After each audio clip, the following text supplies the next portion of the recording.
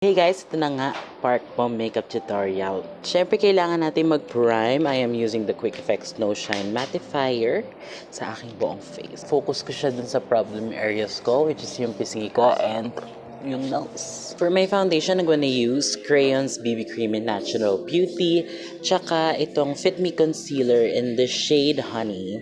Pag-mix ko lang siya sa aking kamay. Mix. Tapos ilalagay ko siya sa aking problem areas, which is yung under eye, spots ko, yung beard area, nose, basta lahat na may blemishes yan. Pati eyelids para ma-prime.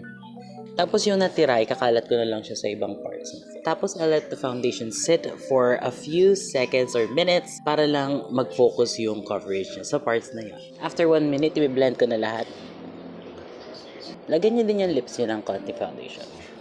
Isiset ko lang yung center ng face ko using the Vice Cosmetics Duo Finish Foundation. Sa gitna ko lang siya isiset, so meron na tayong highlight sa gitna. Tapos sa outside ng face ko, gagamitin ko itong L'Oreal Infallible Pro Matte Powder Foundation in the shade Golden Beige. Kasi mas warm to, so I like to put it outside. Now that everything is set, I'm gonna go with my contour palette. Ito yung Bobbie Cosmetics Insta-Runway Ready Contour Kit. I'm gonna use the 2 contour shades, which is the bronzer right here and the contour. So, 2 dots dito, 3 dots dito. Tapos, ang importante sa mga Korean looks is you don't cut your cheek. You just shade the side of your face like this. Make sure to blend it out though, and malambot yung brush nyo para maganda yung itsura niya. Lalagay din ako ng konti sa aking temples. So we're gonna start off with the eyes. I'm gonna use Color Studio Pressed Powder Eyeshadow from Beauty Glazed. And yung gagamitin kong color is this one. Mukha siyang brick red sa pan, pero pag pinahid mo siya, mas mukha siyang pinky na brown. So, lagay ko siya sa outer corner ng eye. Pat-pat lang. Tapos yung natira, ilalagay ko ng konti sa crease. As you can see, maliit lang yung crease ko. Tapos yung excess, I'll use to blend it upwards. Hindi ko siya i-flick pataas masyado kasi medyo pababa naman yung eyes ni Bom. So, tapos I'm gonna grab this medium brown right here to blend out the edges and to add more depth dun sa ating eyes. I'm gonna add a highlight shade or yung pink. Yung pink na lang siguro para maiba naman. Pwede kayo gumamit ng daliri, i-blend nyo yung gilid. Oo, pwede yun. Move on with the white eyeliner. I'm just using the Me Now. Sa Shopee ko lang ito nabili, so bumili na lang kayo ng hindi Shopee. Tapos, sa outer corner ko lang siya ilalagay. Ilagpas ko na lang din siya ng konti. Sa lower eye ko naman, same color lang din kanina. Dito lang sa outer. Tapos blend in mo na lang dito ng konti. Then, pwede mo siya i-drag pababa. You can go back with the medium brown too para ma-blend mo siya mabuti and to add depth. On na tayo sa eyeliner. I'm gonna use Blythe Cosmetics Eyeliner Duo Stamp in the shade Falling Star. Ang gagawin kong liner is mas padiretso kaysa pataas. So, konting wedge lang. Ganyan lang. A little bit. Gawin mo ang triangle. Ganon. Fill in mo. And then connect mo sa buong lid. And then, get your favorite mascara. I'm getting my Maybelline New York Hypercurl Waterproof Mascara. And color those lashes, baby. Up and down. Don't forget the down. Nakalimutan ko magkulot ng pilik mata, so do that. For the lashes, I'm gonna use yung nakuha ko sa Shopee, which is like this. Medyo spiky siya na may konting separation. Pero malaki ng eyelash glue.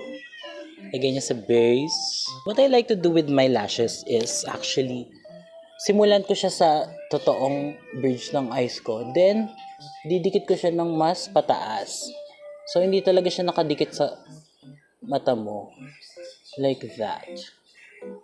And dahil wala akong bottom lashes, magdodrawing na lang ako ng lashes dito sa baba.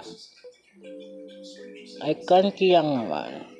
Mostly sa outer. Sa blush, I'm gonna use the same color din na ginamit natin sa eyes kanina. Focus natin yung sa cheekbone yan. Color. Tapos, to blend that out, I'm actually gonna use the blush in this palette. And para mag-subdue din yung color ng konti. So, ganito ko i-contour yung nose ko. Kunin ko ulit yung contour palette. I'm gonna use the bronzer shade right here. And then, diretso lang. Here to here. Tapos, connect mo sa brow. Then, what I like to do is actually draw like a little triangle dito sa ilalim ng nose. Para mas mukhang matangos yung nose natin. Taas, hindi na pababa. For highlight, I'm gonna use my fingers. Gagamitin ko ulit yung pink shimmer dito. Tapos mix ko ng konti sa highlight shade ng contour palette. So, sa tip ng nose, dito sa bridge, sa inner corner din pala. Nakalimutan ko yung Eggusal. Guys, huwag niyo pala kalimutan yung Eggusal. I forgot. So, basain ko lang yung brush ko and then dip ko siya sa pink highlighter dun sa aking palette. And I'm gonna do this and put that on there.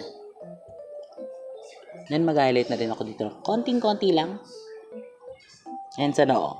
Okay, so nag-live ako sa TikTok, then fill in ko lang yung brows ko, and then binura ko ulit yung lip ko kasi ginawa ko na siya sa live. But, we're gonna do it again here. So, I'm gonna be using for the lips, the Blythe Cosmetics Stellar Satin lipstick in the shade Calypso. So, ilalagay ko siya sa center ng aking lip.